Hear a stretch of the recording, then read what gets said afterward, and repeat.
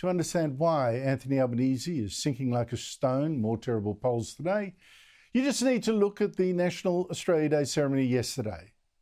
It was the most woke and weak and divisive I have ever seen. And I'm going to show you scenes in a minute that show what a national embarrassment it was. And seeing the Prime Minister there, I think no wonder this country is tired of his division.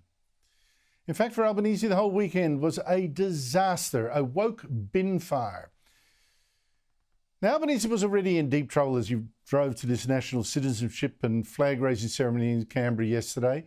The latest Resolve poll had just shown that Peter Dutton's coalition was now 4 points ahead of Labor, its biggest lead yet. And today's news poll says that for the first time, many voters think the coalition is going to beat Labor at the election, probably in April.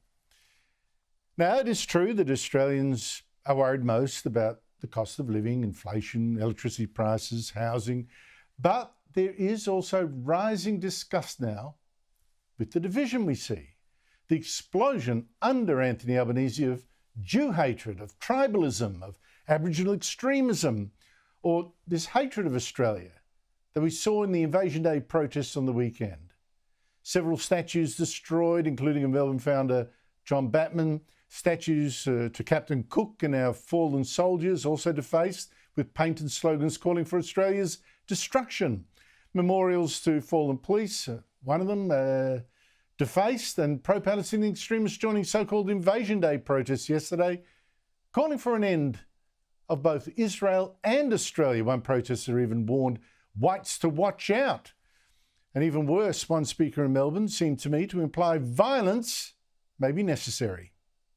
The Zionist state will fall and the colony will fall. There are people in this colony who will only accept force. Now, to make all this worse, Albanese in this horror weekend actually let himself be photographed on Saturday before, he was laughing and shaking the hand of former Australian of the Year, Grace Tame, at an official function at the Lodge, as Tame wore a T-shirt with F. Murdoch. Reliving memories? Yeah, reliving some trauma maybe. Now, a serious leader, or even his staff, would have told that brat to go home and get changed. I mean, that language is totally inappropriate at a prime ministerial event, and especially one that was supposed to be for the latest Australians of the Year, not an advertisement, an opportunity for Grace Tame to let out her far-left passions. Now, only today, under pressure, did Albanese criticise Tame's crude stunt. I thought it was disrespectful. So whatever, I mean, a bit late, but here was another example of this culture of hatred and division that's just erupted under Albanese's leadership. Now, to be fair to the Prime Minister, I do think he now realises many Australians have had a gutful of this tribalism. I mean, just look yesterday, the so-called Invasion Day protests were half the size of last year's. And a poll showed also a big jump in Australians saying they support Australia Day. So Albanese actually did turn up to this national flag raising for Australia Day yesterday, thinking he better give a speech praising Australia, and this time without a word of criticism. And this man, who in 2023 had tried to divide us by race in the Constitution, this time he had a very different message.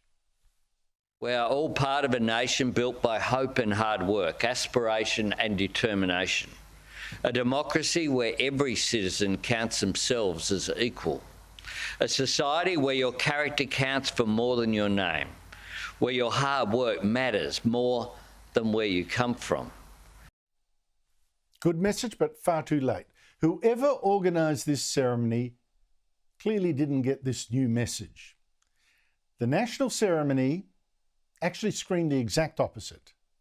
That in Anthony Albanese's Australia, you are judged by your tribe, not as an individual or by your work. And some tribes are actually more equal than others. Let me show you. No fewer than 4 speakers at this national ceremony each gave long acknowledgements to the traditional owners. These are just excerpts. I begin by acknowledging the traditional owners of the land on which we're meeting, and I pay my respect to elders past, present and emerging. Of course, I acknowledge that today we gather on the lands of the traditional custodians, the Ngunnawal people. I begin by acknowledging the Ngunnawal people as traditional custodians of the land we are meeting on. I acknowledge the traditional custodians. Now, the MC, an ABC weatherman, also told us to remember the pain of white settlement. We reflect on the ongoing impact of European settlement on Australia's First People, along with the myriad international cultures that have found their home here. And on it went. A traditional owner gave a welcome to country, actually suggesting that non-Aboriginal Australians were strangers in their own country and needed Aboriginal permission to visit their national capital. Before entering another person's country, you always announce you arrived and not enter until you're asked to do so by an elder or traditional owner. As in the white man's world, you wouldn't want your neighbour or total stranger entering your home or yard without first asking permission to do so. Naturally, 3 flags were raised, including 2 race ones. The 2 Aboriginal flags and 2 Torres Strait Islander flags are being carried on by people representing First Nations across the continent, from Saibai, Bardu, Kurareg, Erub and Thursday Islands in the northernmost part of Australia to the southernmost mob. The anthem was even sung in an Aboriginal language.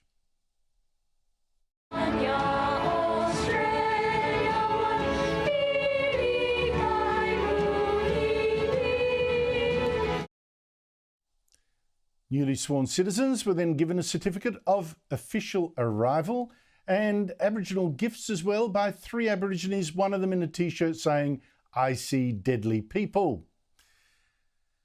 It was no wonder that this ultra-woke 3 flags ceremony, this wallowing in race guilt and racial division, attracted probably no more than 250 spectators.